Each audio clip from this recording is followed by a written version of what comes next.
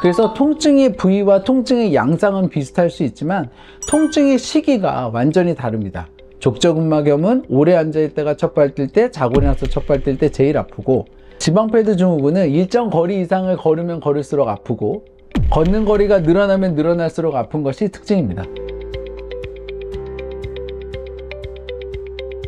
네, 안녕하십니까. 두발로 병원의 김지범입니다.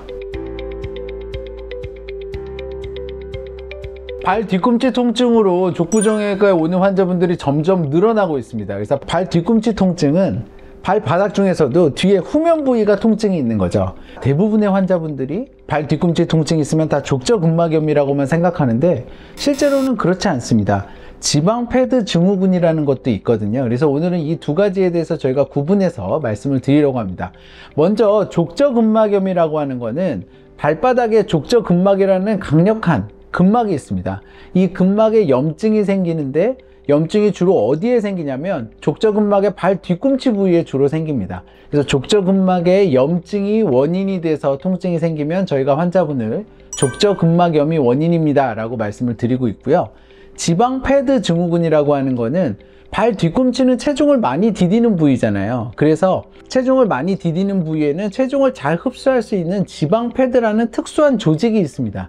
근데 이 특수한 조직이 선천적으로 너무 얇거나 또는 외력에 의해서 지방패드가 터지게 되거나 해서 어쨌거나 이 지방패드의 문제로 인해서 내가 걸을 때 통증을 느끼게 된다면 저희가 환자분한테 지방패드 증후군이라고 저희가 진단을 내리고 있고요. 이 두 가지를 구분해야 되는 이유는 제가 나중에 설명드리겠지만 증상도 다르고 치료도 다르기 때문에 그렇습니다.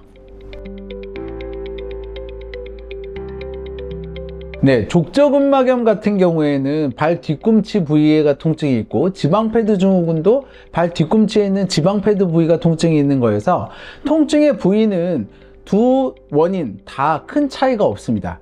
하지만 족저근막염의 가장 큰 특징은 염증으로 인한 통증이기 때문에 자고 일어났을 때 첫발 뛸 때 그리고 내가 오래 앉아 있다가 첫발 뛸 때 염증으로 인해서 찢어지는 듯한 통증이 발생하는 게 가장 큽니다. 그리고 걷다 보면은 풀리고요. 그래서 이게 족저근막염의 증상의 가장 큰 특징이고요.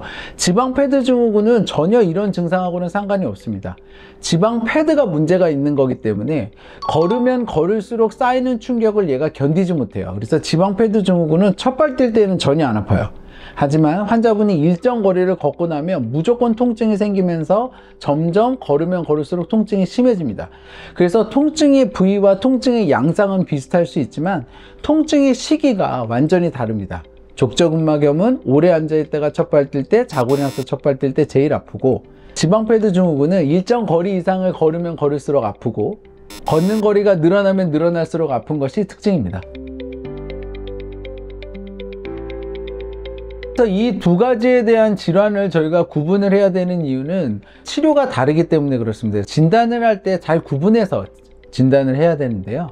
일단 환자분이 언제 아픈지를 확인을 하는 거죠. 아까 말씀드린 것처럼 아침에 일어나서 첫발 뛸 때 아프거나 오래 앉아있다가 첫발 뛸 때 아프면 저희가 족저근막염을 의심하고요. 일정 시간 이상 걸으면 아프거나 걸으면 걸을수록 아프다고 이야기를 하면 저희가 지방패드 증후군을 의심하고 들어갑니다.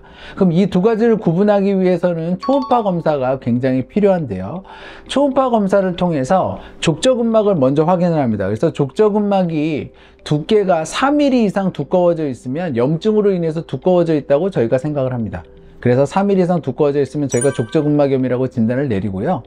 족저근막은 정상인데 뒤꿈치에 있는 살, 지방패드가 너무 얇거나 또는 초음파를 이용해서 눌렀다 뗐다 해서 이 살의 탄성을 측정을 했을 때 살의 탄성이 너무 떨어져 있으면 저희가 지방패드 증후군을 진단할 수 있습니다. 즉 환자분의 증상과 초음파 검사의 결과를 확인을 해서 종합적으로 의사가 판단해서 환자가 족저근막염인지 지방패드 증후군인지 나눠서 진단을 합니다.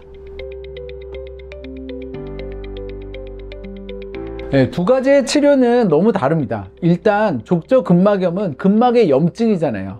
그래서 그 염증을 줄이는 치료가 필수적입니다. 약을 먹고 바르는 거를 바르고 주사치료 또는 체외충격파를 통해서 족저근막에 쌓여있는 염증을 줄이는 치료가 필수고요. 지방패드 증후군이라고 하는 거는 패드가 온전하지 못한 거잖아요. 그래서 내가 걸을 때 발 뒤꿈치에 가해지는 압력을 이기지 못하는 게 지방패드 증후군의 통증의 원인이기 때문에 발 뒤꿈치를 보호하는 치료, 뒤꿈치에 압력이 가지 않도록 깔창을 하고 실내에서는 슬리퍼를 신고 이런 식의 관리가 굉장히 중요한 치료의 툴입니다. 이 지방패드를 두껍게 할 수 있는 방법이 있냐라고 많이 물어보시는데요. 안타깝게도 그러한 방법은 없습니다. 그래서 얇아진 지방패드 또는 탄성이 떨어지는 지방패드를 가지고 환자분이 일상생활에 문제가 없게 관리할 수 있도록 저희가 환자분의 신발을 맞추고 깔창을 맞추고 생활습관을 교정하는 게 치료의 가장 중요한 목표입니다. 오늘 말씀 감사드립니다. 네, 경청해 주셔서 감사합니다.